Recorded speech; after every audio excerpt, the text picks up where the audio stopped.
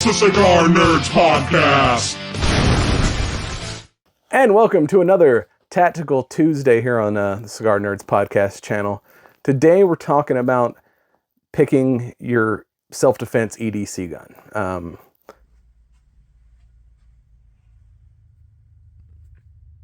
There's kind of a lot of factors that go into that, and it's going to be different from person to person. You know, what I consider the perfect carry gun may not fit you, may not fit your hand size, your level of experience, or something that recoils a lot. Maybe if you're a smaller person, might not be the gun for you, but for someone like me, that's something that I can handle. So the first kind of most important aspect when choosing your carry gun is going to be fit. And fit is like how the gun feels in your hand. Like I said, for me, Glock 19 feels pretty good. Some of these smaller guns, we're going to get into size, doesn't really fit my big man hands. But if you've got smaller hands, one of these smaller guns may fit you better than one of these bigger guns. Fit's important because A, it allows you to, if it fits your hand well, you're going to be able to control the firearm better. And two, it's going to be more comfortable. You're not going to want to carry and more importantly, train if the gun doesn't feel comfortable to shoot. So first thing you got to do is, if you don't have any guns yet, go out someplace that has a lot of different types, sizes, brands, and just get your hand on as many guns as you can literally get your hand on, and figure out which one fits your hand best. Or at least close enough, because with most of kind of the modern models of handguns, Canics, Glocks, Smith & Wessons, hell, SIG, you can change out the whole grip module. So usually the guns come with some kind of adjustable back strap on your grip to either decrease or increase the size of the gun. So if you find something that almost feels right, but you could be a little bit bigger or a little bit smaller, then, maybe try it out, because like I said, with most brands, you're going to get adjustable grip modules now. Kind of the next component to fit, I say, is size. And we're going to go over the size gambit here. And this is where you kind of get a balance between fit, because a full-size gun fits my hand perfectly, but it's not as concealable. It's a little bit big to be carrying in my pants all day. So I'm going to kind of balance that, go with a compact gun that maybe doesn't fit or feel as good as the full size, but it's a little bit easier to carry every day.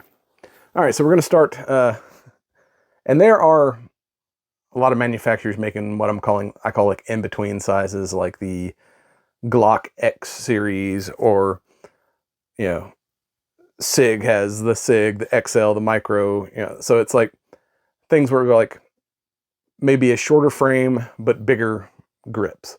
So it ends up falling somewhere between the traditional sizes. So that may be something when you start doing your research, you may look into. You're like, man, I want something small, but I got big hands, so I want something with like a full size grip but a shorter slide, like 19X, Glock 45, something in that category. So all the way on this end of the table, I call this ludicrous size. To represent that, I have my Taurus Raging Hunter 44 Magnum. Not a everyday carry self-defense gun. But like I said, mission dictates. If I'm going to the gas station in the middle of the day, probably not carrying this. If I'm hiking up in the mountains where there are bear country, yeah, this might be my everyday carry for that type of environment. But and kind of in the same category of like big as shit, I would put like the Glock 34 in that category. I love that gun. That is the best shooting gun I own, but a little bit big for everyday carry. Good winter carry gun, but it mainly ends up being like my competition gun. Now, just under ludicrous size, we have full size, represented by the Glock 47 here. This is like your Glock 17 or any full size pistol. Like I said, this fits my hand much better, but like I said, with the light and everything, it's not really a practical everyday carry gun. I do carry it sometimes because I like it, but you know, you gotta kind of dress to fit it. You can have pants a little bit looser, you know, again, good winter carry gun. But with a full size gun, if I absolutely know I'm going to get into a fight, and a rifle is not available, this is the gun I want to be carrying, because with a full size gun, you get longer sight radius, less recoil because it's a bigger gun, so you're able to grip it better. Plus, there's going to be kind of less recoil because it's a little bit weightier than its compact counterparts. And it's just going to be an overall better fighting platform than something smaller. But like I said, the drawback is it's harder to conceal, so it may not be an everyday carry candidate unless you're like me and you just like, you know, I will exchange a little bit of comfort for having a better fighting position. Now here in the middle here is what is considered the compact size. It's not too small, not too big. It's the Goldilocks zone, and this is typically the area I recommend people getting for their carry gun. I have Glock 19, and I tell everybody you should get a Glock 19. And by that, I don't mean specifically a Glock 19, but I mean something in that size. Everybody makes a Glock 19 sized gun. Like I said, here's a Canik Mete, a little bit more economical price point, but they are good quality firearms. And that's another thing you need to consider is when you're looking for your self-defense gun, do your research, find a reliable manufacturer that has like a proven track record. I don't like buying anything that's brand new until it's had some chance to like operate and work out any kinks. But that doesn't necessarily mean expensive. Like I said, that's a special edition Mete, but their standard Canik lines are fairly inexpensive, but they are proven reliable. I know a lot of competition shooters that use their fancier guns, and like I said, it's a good compact option. Now, moving down the line, we have the subcompact, which this is represented by, I got a little Taurus Ultralight 38 and my SIG 365. I typically don't like the subcompact just because they're a little more snappy because they're smaller, lighter, and then you also run into capacity limitations. I mean, with a 38, you get 6 shots. With your standard 365, I think it's like 10. This is the 365X, so it has a little bit longer grip, so it comes standard with a 12-round magazine, but it has the option of a 15-round magazine, and that's normally what I carry. If I carry this, again, like I said, mission specific, I prefer to carry compact, but if I'm saying going somewhere where I need to be a little more stealthy, this is easier to conceal. It also makes a great backup gun. You know, like I said, I have an ankle holster for this if I want to carry it in addition to one of my bigger guns. And, you know, or like going to the gym, this is a little bit lighter. You know, I can carry it in gym shorts.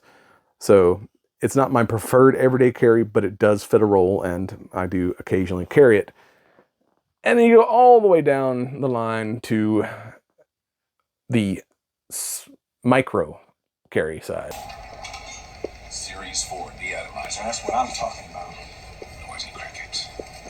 Which, for this, I've got a Ruger LCP.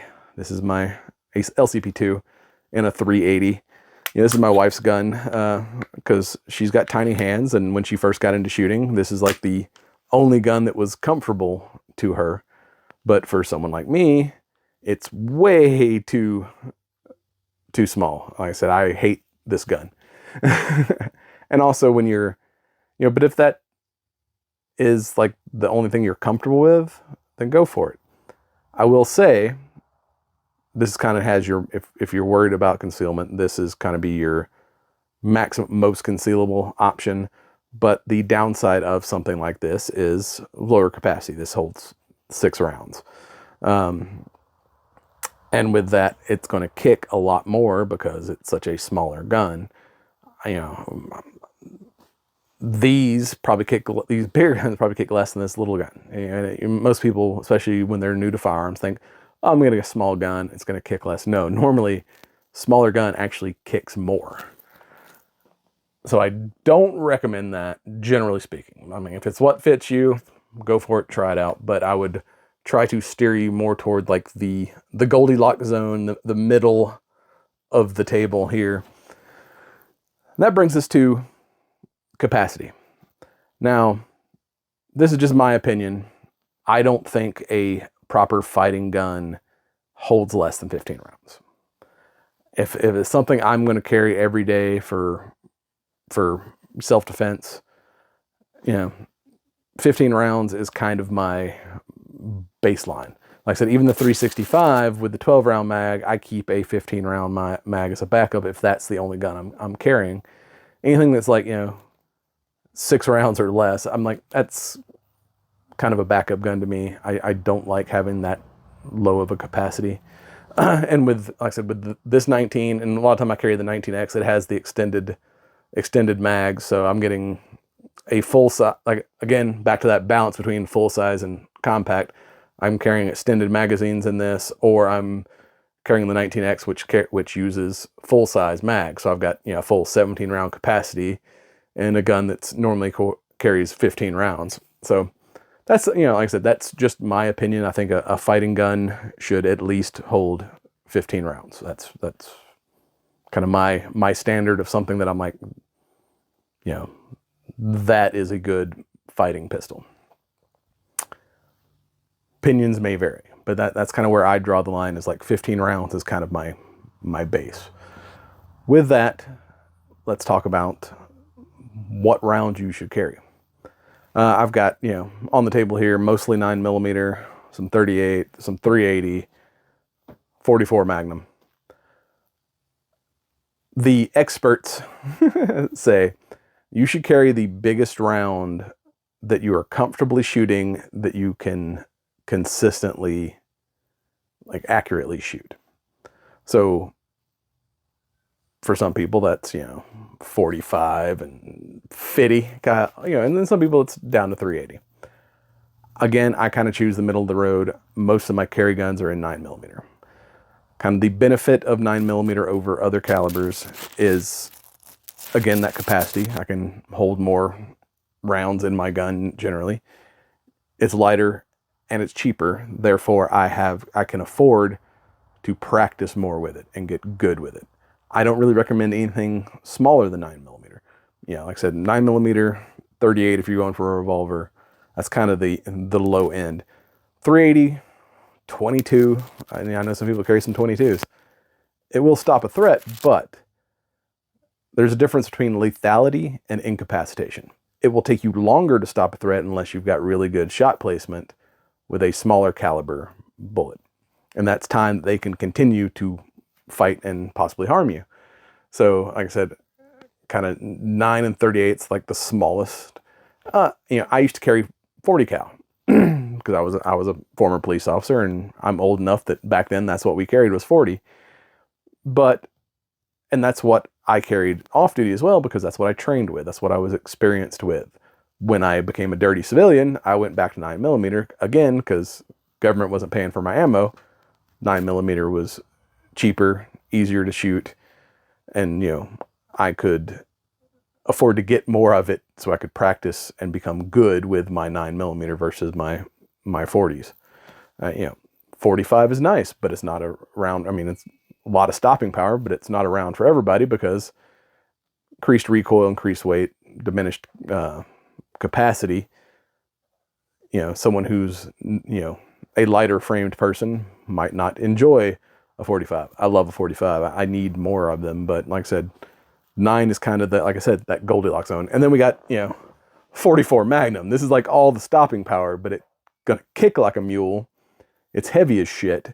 So most people aren't going to want to carry like 44 for your, everyday defensive rounds. Also, is this gun going to be your going out carry gun, or is this just going to be your home defense gun?